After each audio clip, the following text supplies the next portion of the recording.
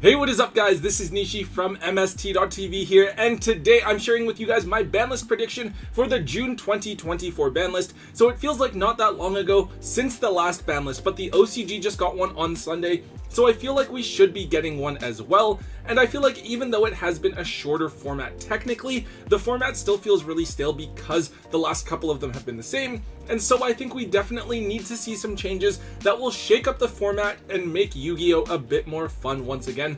Let's just jump right into it. Alright, the first card that I have banned here is something that I think most players won't be surprised to see. It's Albon the Sanctifier Dragon. So overall, I do think that Branded is actually a pretty fair deck. They don't do anything too crazy, and even though their turns can take a long time depending on the player, they aren't a horrible deck to play against either. The one problem with the deck, however, is the ability to lock your opponent out of the game with Gimmick Puppet Nightmare.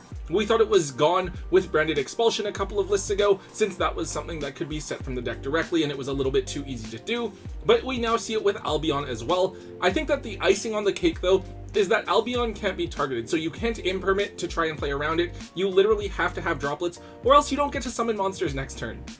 Even though the format was dominated by Snake Guy, I think that the thing that pushed it over the edge and told me that Albon was going to get hit was watching the finals of UK Nationals, where the winner literally Gimmick Puppet locked his opponent in games 1 and 3. Literally zero interaction. I don't think it's a look that Konami wants their game to have, especially when all players' eyes were on that big event, so it should be pretty obvious that Albon the Sanctifier Dragon will be banned. Speaking of not playing the game, the next card I have on here is Hot Red Dragon Archfiend King Calamity. So I think that if we're going to address cards that don't allow you to play the game, then we have to hit King Calamity on this list as well. Now, although it's supposed to be hard to summon, this card can get cheated out pretty easily by Centurion, and that alone would be fine since I don't think Centurion is all that meta relevant. However, looking forward, we do have the Whitewood cards coming in the Infinite Forbidden, and the Whitewoods are a pretty strong theme that, along with toys, help to make Centurion even more consistent. Now that said, even though it may not become the best deck or anything, even after Snake Eye inevitably gets hit, I don't really want to have to worry about a deck that literally says your opponent can't activate anything for a turn, since that just doesn't seem like fun at all. So it makes a lot of sense to me if King Calamity also gets banned on this list. Okay, so we have a preemptive hit here, and this might be an unpopular opinion, but I have Beatrice, Lady of the Eternal, being banned. Now, Beatrice is a generic rank 6 that has a quick play Foolish Burial effect by detaching material, so once on your turn and then once on your opponent's turn as well. When you think about cards that are on the list currently, right, I think Foolish Burial being at 1 is really obvious. It's able to dump anything, but having it as a one of almost Saki card just in your main deck actually seems reasonable, though anything more than that card being at 1 would just be too much. It seems kind of insane then that Beatrice as an extra deck monster that's always accessible would remain in the game when it's a double Foolish Burial that's accessible at any time and is going to be made even more accessible by the Fiendsmith archetype. Now that said, I don't see a way that Beatrice stays in the game after this ban list because it literally gives every deck the ability to send whatever they want to the graveyard without burning your normal summon at all, which is just kind of crazy.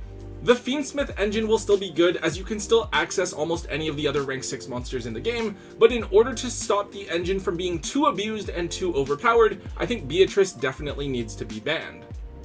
On to the next one. My fourth banned card is Appaloosa, Bow of the Goddess. So don't get me wrong, I don't think that Appaloosa is an overwhelmingly powerful card that just takes over the game the way that a lot of other banned cards can. However, I think that Appaloosa is a card that makes it just difficult enough for other decks, while it's also a little bit too easy to access. Like really, I think the fact that you can use 2 Link 2s or a Link 3 and any other monster just makes this card too accessible or too easy to put onto the board. You're kind of just cleaning up those last couple pieces of your end board so that you can go into this card no problem. Honestly, I feel like Appaloosa wouldn't actually be a problem if it required 3 or more monsters as a material, because then you'd actually have to give up a lot more in order to go into it. But when any Link Charmer can basically get you to Appaloosa via Selene, I think it's a bit too easy to bring out. This card is also just a bit too easy to make in Yubel as well, which is difficult when the Yubel cards themselves are kind of annoying to play through. And of course, I think that very similarly to how we saw Savage Dragon and Baron get banned on the last ban list, which was a very positive, healthy change for the game, it makes a lot of sense if Appaloosa goes the same way. The fifth and final ban here, I'm hitting World Sea Dragon Zealantis. I just realized that all of my banned cards here are actually extra deck monsters. Anyways, Zealantis is one of the ways that I would hit all of the fire decks we have in the format, which is kind of odd because Zealantis is a water monster.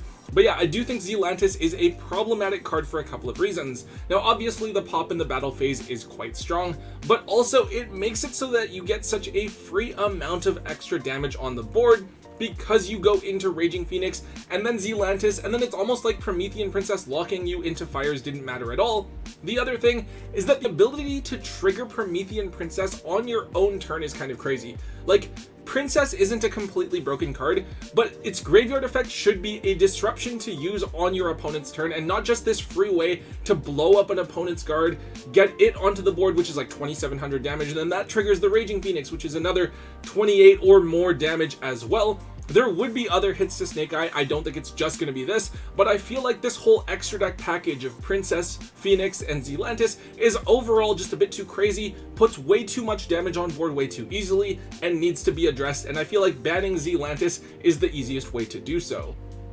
Onto the limited section, and we're starting off with Wanted, Seeker of Sinful Spoils. So obviously the whole Snake Eye engine must be hit in some way. The cards are just too strong, and it's really surprising actually that they made it through the previous ban list almost completely untouched. And before people say anything, I don't think Snake Eye Ash is going to be touched, because the thing we've seen recently is that cards printed as OTS Tournament Pack Ultimate Rares haven't been hit on the list directly themselves. Now, Wanted is literally one of the most broken cards in the deck. My friends were trying to tell me it's not a problem card, but this is literally a quick play version of Chaos Space that doesn't require a discard. It's kind of ridiculous. I think that there's a case to be made for Original being the problem card, and while I do think that eventually that card could be hit, that card is just a one-of, and it would literally hurt both Fire Kings and Infernoids, two decks that are relatively new that we would think Konami still wants to push over the next little bit here. I think that the one case that you could make for keeping Wanted at 3 is that Wanted and the rest of the cards for the Snake Eye engine should be in the 2024 tins. So it's possible that, hitting Wanted on the list would make the product less appealing. But if we look back at last year's tins, for example, we still had Magnamut hit to 1, and Magnamut was in the tins, and it was still definitely a highly sought after card. You still do have access to cool things with Diabellstar. I believe there's another Snake Eye spell card that you can use to access Diabellstar, so it's not like the engine's completely dead. Honestly, I feel like having Wanted at 3 is just a bit too much. It makes a lot more sense to hit the card down to 1 to significantly hurt the engine's consistency. So the other Snake Eye hit here, I have Flamber's Dragon going to 1. Now in my mind, Flamber's Dragon is a lot like a Rise Heart was for Kashtira. It's clearly the strongest card in the deck, and it does some really crazy things, but once you get past what it's trying to do, it becomes a lot more manageable. Of course, Flamber's Dragon does a lot more things than a Rise Heart does, but I would argue that it's a lot less oppressive. Flamber's being at 1 makes it a lot more vulnerable and makes the deck a little bit worse. It's more vulnerable to something like DD Crow, since Original can't shuffle back on the same turn that you activate it, and then drawing Flamber's Dragon is more of a pain than before because you don't have another one that you can summon out of the deck. You can't just freely discard it with something like Diabellstar either.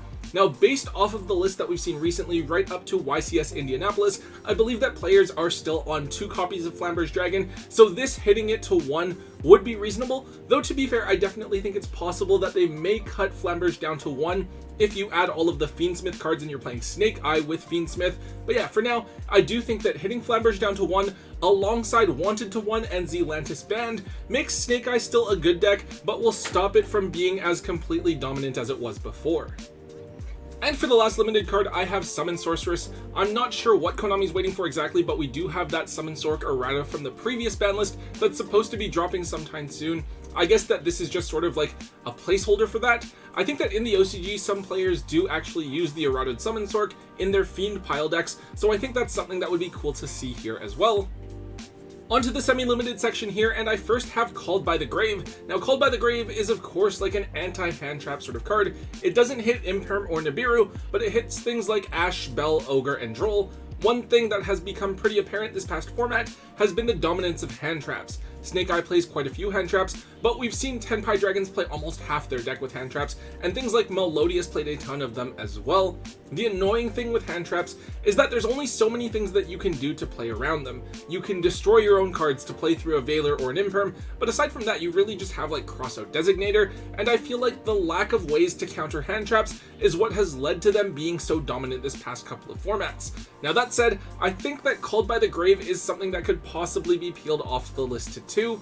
It gives players another way to play through hand traps and perform their combos, but it also feels more fair because it at the same time stops you from using that hand trap back on your opponent as well. Now, strictly from a gameplay perspective, it's definitely frustrating to be hit by 3 or 4 hand traps on your own turn, have barely anything developed or you're barely able to do anything, and then your opponent has like a Pydra as their 5th or 6th card in hand, and then you just lose the game right there. Having ways to ensure that your key cards can go through could help to promote diversity and switch some players over to something like board breakers, so I think that Called by going to 2 would be a healthy way to shake up the format.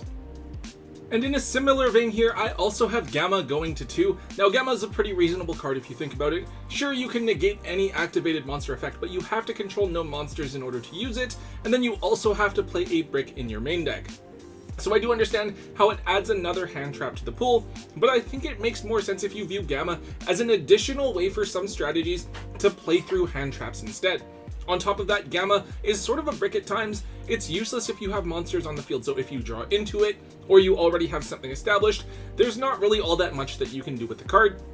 So yeah, Gamma I think would be a really useful card in the format, but putting it at 1 just completely killed it. Bringing it back to 2 gives players another way to get through hand traps, and your ratios will feel slightly better when you're running more than 1 hand trap for your 1 brick in driver. The last semi-limit here, I have Sangan summoning hit to 2. Honestly, I feel like of all the decks after Snake Eye, Tenpai Dragon's the one that I'm kind of scared of going into next format, especially with the new support cards that they're getting in the Infinite Forbidden. Tenpai Dragon feels like one of the most infuriating decks to play against, and summoning is a big reason why, making your monsters completely unaffected by card effects. We're kind of stealing from the OCG's most recent list here, which didn't hit a ton of decks, but hit summoning to 1 as well. Tenpai Dragons are definitely going to be hit pretty early on, as all the cards were printed in lower rarities as well, just like what we saw with Super Heavy Samurais. And then finally, we're just wrapping things up here. I do have a few cards going to unlimited status that I don't really think are going to do anything. Pankratops and Armageddon Knight are both currently at 2. They went from 1 to 2 and didn't do anything. They didn't see any play at all, so I don't really see why they wouldn't go to 3 now. Maybe Naturia Sacred Tree is wishful thinking for me here because I did play Naturia Runic. It's kind of fun. I don't know. I don't really think that Naturia Runic would be all that crazy anymore. I'd argue that it didn't really need to be hit in the first place, so it's something I could see happening, but if it doesn't, I wouldn't be surprised either, given how recently that hit took place. Anyways, guys, that is all I have for my prediction. Let me know down in the comments. I know that this is probably going to be way off because it seems like whenever we do these prediction lists, Konami just decides to go like a completely different way from how a lot of the player base is expecting. But I do think that this list is effective in hitting a few of the really big problematic cards, right? So Albion, King Calamity, Beatrice, and Appaloosa. And then the hits to Snake Eye are definitely justified as well. But let me know what changes you guys would make down in the comment section. Make sure you leave a like on the video, hit subscribe if you haven't already, and until next time, guys, don't forget to hold on to your MST.TV.